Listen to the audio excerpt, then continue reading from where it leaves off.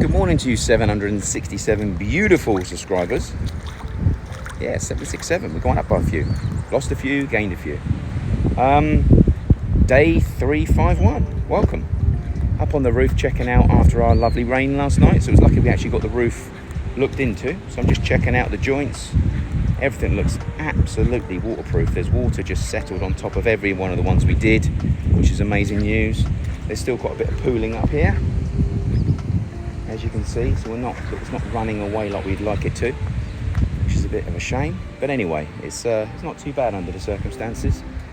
The work that we've done seems to have done its job, so that's good news. And I'm seeing a few sort of little puddles that I would like to try and deal with to ensure we don't get any long-term settling of water. But other than that, good, all good. So as you can see, we got a marking going through here. I can't do it on the camera because it's backwards. But anyway, as you can see, it goes down here, look. So that's going down to the drain that's at the other end. And again, we had to chase into that to make sure that tapped into the water. Sorry if you can't hear me, the wind. The guys did do one of these cracks last night, so I'm going to do the other one here today as well if it dries out. This one here taps into here, which is quite weird. This one pulls all the way around, and then rather than going into the drain over here, it actually comes back around here and taps into here, which is very strange. But as you can see, grey that we put down, even the water just sits on top of it, so it's very, very waterproof. So I would assume that, you know, all of the stuff we've done, it's all getting the same thing. There's water just settling on top. If it hasn't run off, that is. So when I said about the grooves, I mean, there's a few little bits like this. Look, so we need to get that filled, get that made up so it doesn't just sit there. And to a certain extent, this is all the drill marks I told you about they were making yesterday. Ridiculous. So we need to get that covered as well at some stage. As you can see, this is just all peeling off now. Now the water's getting underneath it, so you can see how rubbish that stuff was. So this is the guys from Next Seal. Awful job. But anyway, so we're going to take that up and give that a good clean today, and probably just get that whole thing done in this rubber, just to ensure that we protect now all these new groove marks that he's actually made in the floor. This I'm going to leave as is for now. I don't need to do that, but I might, once if it dries today, I might put some white rubberization over it just to get the actual heat away from it. But other than that, we're pretty much done on the roofing side for now. Again, any minor crack we saw, we just put a little bit of sealant over the top. It's just about trying to make sure that no water penetrates. That's the most important thing. Again, you're getting water settling, but it's pooling. So if the water actually ran like it should, like it's designed to, then it'll go down the gutters. Anyway, today for me is really going to be about trying to get the double doors, the bifold doors, installed into the garage. That's going to be the main aim for me today. Obviously, there was a lot of rain last night, so I really don't want the mud to be played around with. It's just going to get boggy. The pool itself has been running now for about 5 minutes. As you can see where it was, deep depth-wise. So that's how much rain we had. That's how I normally measure it. It's pumping out as we speak, and it's gone from here to here. So it's quite a depth. And at the moment, it's pumping out here. So I'm also going to get the guys to spray this as well, because I'm very conscious at the moment. This is what the pool is being pumped to here, and obviously a lot of the mosquito breeding elements are coming out here. So I'm going to get that sprayed today as well to make sure that we don't have any more mosquitoes. We'll get this brushed off as well, because that's now sitting there. But again, it's looking very overcast today, so the chances are we're going to get more rain. So again, when it's like that, it's also trying to make sure we can keep the guys busy. Obviously they can't work outside and do stuff outside if it keeps on bloody raining. So I'll talk to them in a minute about a plan. From my point of view, we've got the cottage still needs to be sorted out from a tidying point of view, so we'll get that done. We've also got the same pooling issue here. We designed these two things to be in a V shape, so the water comes into and runs left and runs right. But now, because they've actually come up around here, we're now getting a puddle here and a puddle here. So I want to try and build that up somehow. I'm not too sure how yet.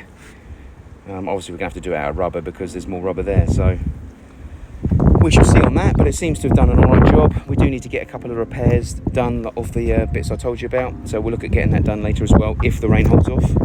Other than that, thanks for checking in. Thanks for the comments last night, Michelle, Matthew, Pete, Powell, a few of you last night, which is good. Hope you like the responses. I will certainly give you more feedback later on today.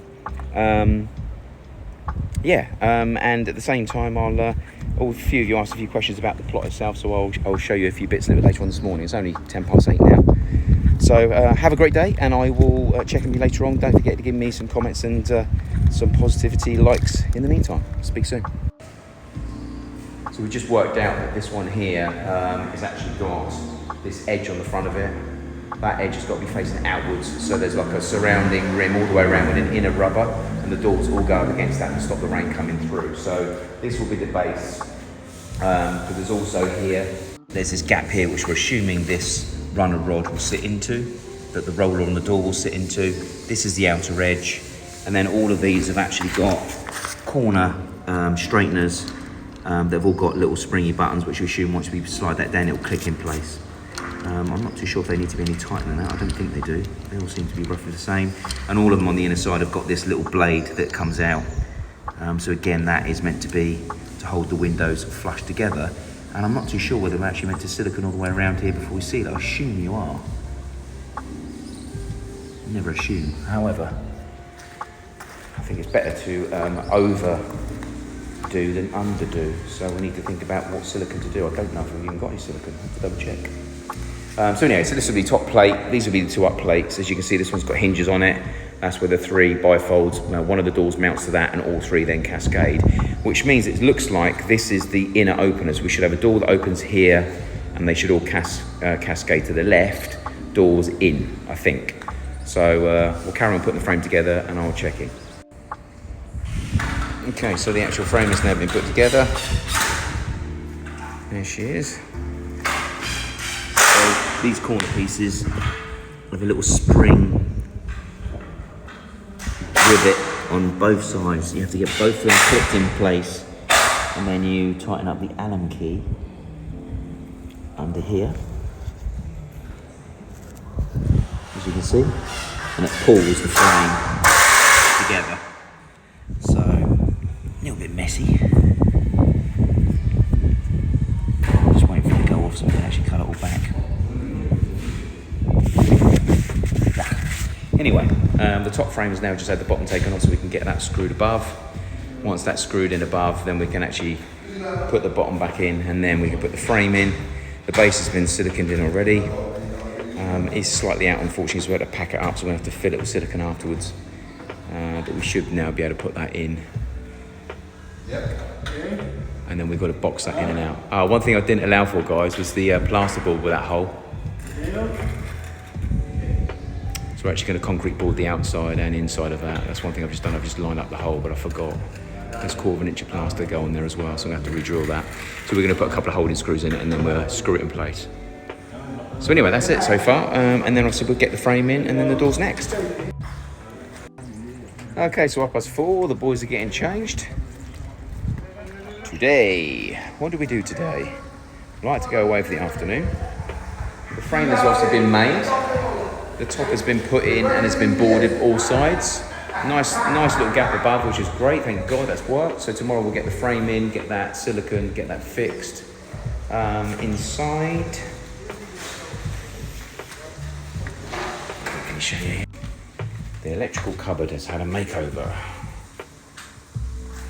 Okay, so the makeover is now all white, sanded and painted, which is awesome. The issue we have with here, unfortunately, because we've had these big conduits put through for anything that needs to be run from downstairs, some of them have not been put straight. That one, perfect example. So we want to board this in around here. So we were going to put a little batten all the way around, like we've done on the ceiling here. Small batten at the top. We were going to put a batten around the bottom here, a batten underneath the actual conduit itself, and then board this down. But some of these are really sticking out. So tomorrow we're going to run a laser over it to find out how much they actually stick out.